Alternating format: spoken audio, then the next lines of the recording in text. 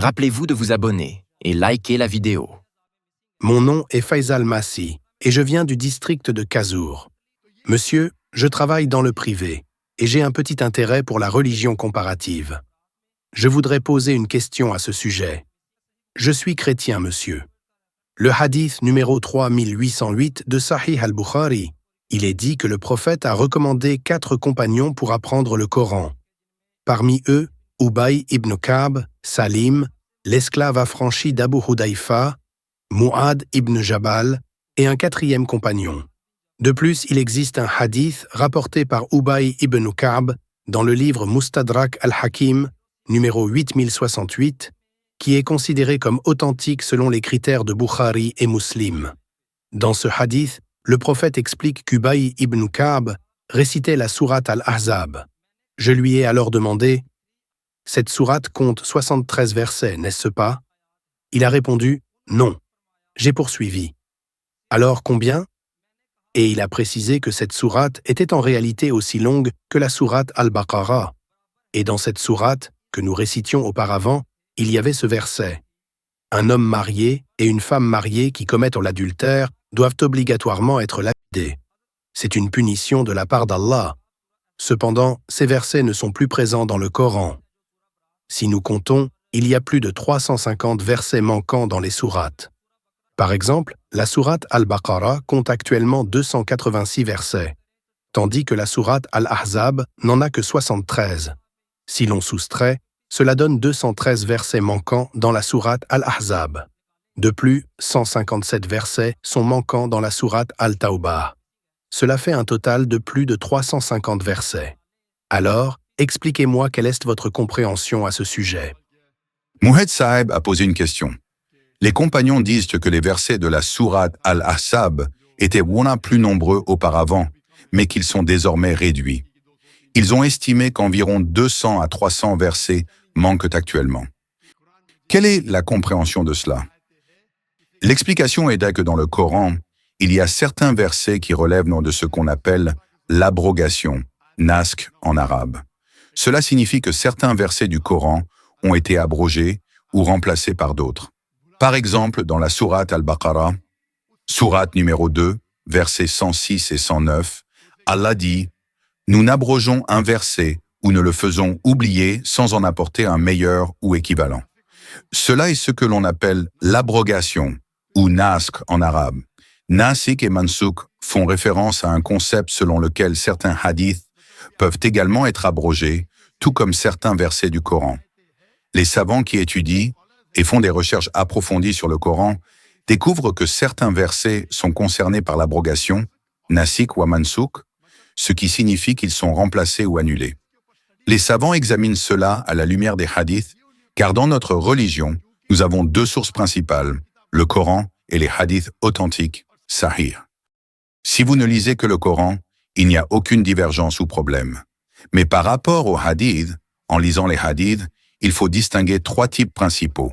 Sahih, authentique, daif, faible, et maudou, fabriqué. Ce sont des types de classification parmi d'autres pour les hadiths. Lorsqu'il s'agit des versets du Coran, le Coran lui-même est exempt de tout problème ou divergence. Cependant, avec les hadiths, il est nécessaire d'examiner s'ils sont sahih, daif ou maudou. Une fois cela établi, il faut également vérifier si le hadith est en accord avec le Coran ou non. À ce sujet, le Coran dit « Demandez à ceux qui sont experts ». C'est là que le rôle des muhadithin, les experts en hadith, intervient. Ces spécialistes analysent les hadiths pour déterminer s'ils sont sahih ou daif, et sur cette base, ils mènent des recherches et fournissent des réponses. L'expertise des muhadithin consiste précisément à examiner la chaîne de transmission, isnad, d'un hadith, à vérifier si elle est fiable et à comparer le contenu avec d'autres hadiths pour voir s'il y a des contradictions.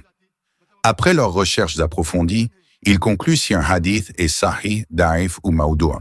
Ce processus est un art en soi, et il est difficile pour une personne ordinaire de juger si un hadith est authentique ou non.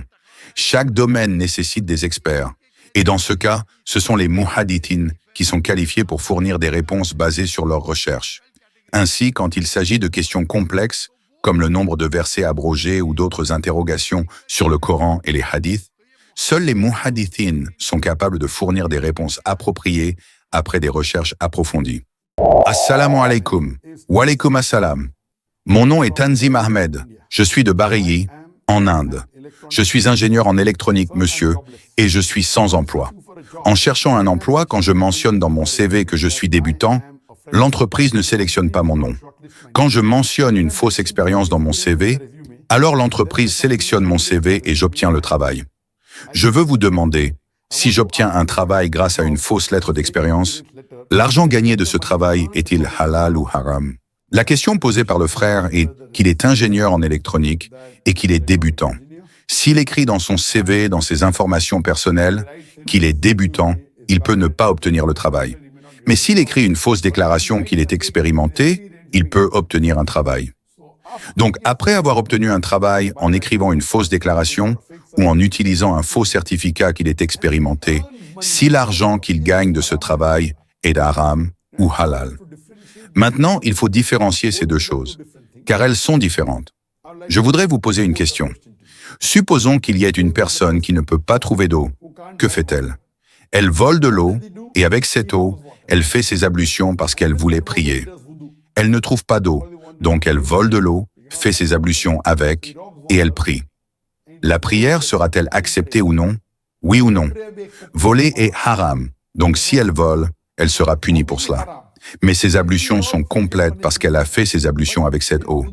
Elle a prié et la prière sera aussi acceptée. De même ici, si vous faites un faux certificat, vous serez tenu responsable de cette contrefaçon. Vous recevrez une punition pour avoir fait un faux certificat. Mais après avoir obtenu le travail, tant que vous ne faites rien de haram dans ce travail, tant que vous êtes un ingénieur qualifié et que les gens sont contents de vous, ils vous paient un salaire pour le travail que vous faites. Une fois que vous obtenez ce travail et que vous travaillez avec dévouement et intelligence et que l'entreprise est satisfaite, l'entreprise vous paie un salaire, vous donne une augmentation et ce salaire est halal. Cependant, l'acte initial est haram. Pour cela, vous serez puni. Mais après cela, si vous ne faites rien de haram, ce que vous gagnez est halal et permis.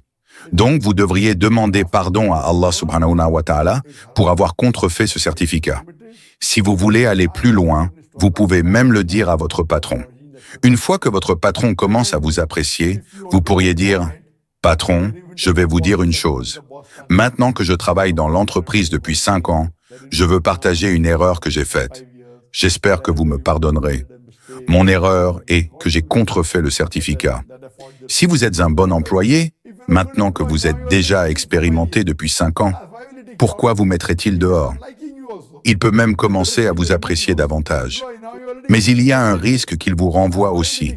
Si vous avez fait cela, vous serez tenu responsable d'un acte de contrefaçon, mais les autres aspects sont halal. Si vous demandez pardon à Allah, Allah vous pardonnera. Si vous allez et dites à votre patron, et s'il apprécie vraiment et aime votre travail, Inch'Allah, cela ne le dérangera pas. Il peut même penser, d'accord, maintenant vous êtes un homme honnête. Vous êtes venu et me l'avez dit. Peut-être qu'il vous donnera même une promotion, Inch'Allah.